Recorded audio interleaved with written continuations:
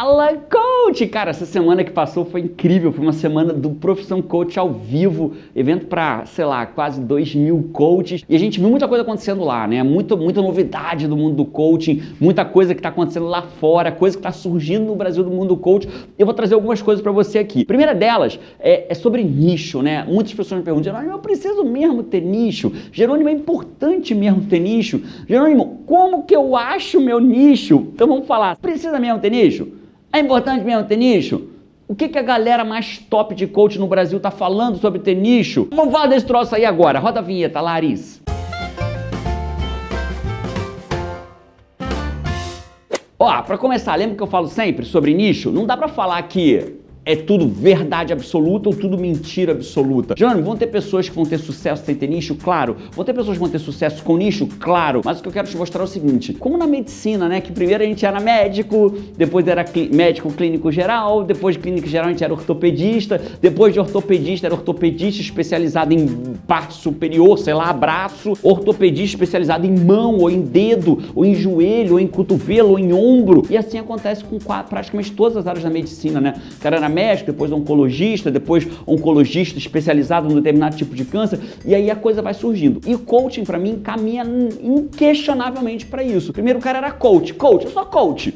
Depois o cara começa a falar, eu sou coach de quê? E por que é importante você falar sou coach de quê? Se liga nisso. É como se eu estivesse lá no Profissão Coach ao vivo, 2.000 pessoas me olhando, eu dissesse assim, vou falar com gente. Aí essas 2.000 pessoas iam prestar. Jerônimo, eu tô ligado no que você vai falar sobre nicho, mas espera que eu vou trazer uma novidade do que aconteceu lá no PC ao vivo. 2.000 pessoas lá. Quando eu falo, vou falar com gente. Quando eu digo que eu vou falar com gente, quer dizer que eu vou falar com todo mundo que tá lá. Aí depois eu viro e falo assim, mas todo mundo vai me dar um nível de atenção?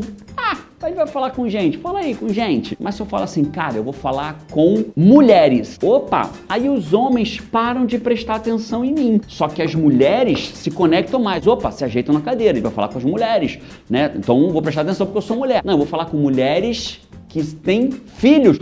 Jerônimo, eu sou mulher que eu tenho filho. Quem não tem filho perde atenção, porém as mulheres que têm filho começam a ter muito mais atenção. Não, eu vou falar com mulher que tem filho e trabalha fora. Caraca, Jerônimo, eu sou mulher, eu tenho filho, eu trabalho fora. Entende? Quanto mais eu especifico com quem eu tô falando, mais aquela pessoa abre os olhão e começa a prestar atenção em mim, porque eu sou mulher, eu tenho filho, eu trabalho fora, é comigo que ele tem que falar. E aí quando eu peguei bastante atenção dessa pessoa, eu posso dizer qual é a transformação que eu consigo através do coaching gerar nela. Então, por exemplo, eu ajudo mulheres que têm filhos e trabalham fora a equilibrar melhor a parte profissional, pessoal e familiar para ter uma vida mais equilibrada e mais próspera. Só estou dando um exemplo.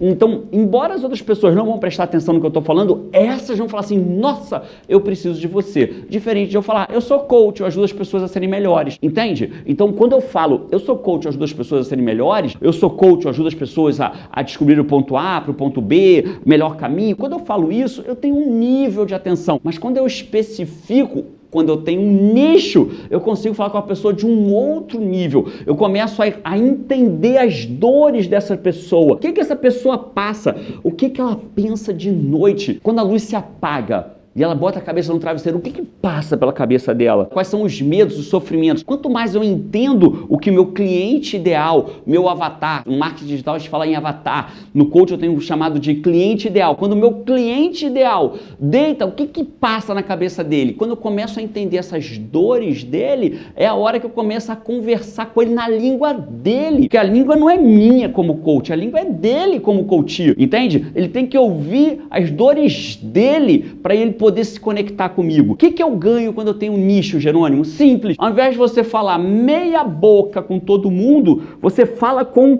mira a laser. Não sei nem se é assim que é uma mira lá. Isso aqui parece uma mira? Não, né? Mais ou menos, tá bom. Passa a me comunicar com mira a laser. O que eu vejo eu crio. Então imagina que isso aqui é uma mira laser, beleza? Cria na tua cabeça uma mira laser. Começa a falar com o meu coach com uma mira a laser e fala assim, nossa, É comigo que o Jerônimo está falando, é comigo que aquela pessoa está falando. Se você está numa mesa de jantar e fala com a língua do cara, se tem um cliente potencial teu ali, ele para e presta atenção. Ele diz, nossa, meu marido precisa disso, nossa, minha mulher precisa disso. Jerônimo, como que eu defino meu nicho? Se liga, os palestrantes arrebentaram e foi uma pergunta comum. A gente teve uma sessão lá de perguntas e respostas com alguns palestrantes, pra galera VIP e tal, e uma pergunta comum foi, nicho, como que eu defino o meu nicho? Como que eu sei o meu nicho? Ai, o meu nicho.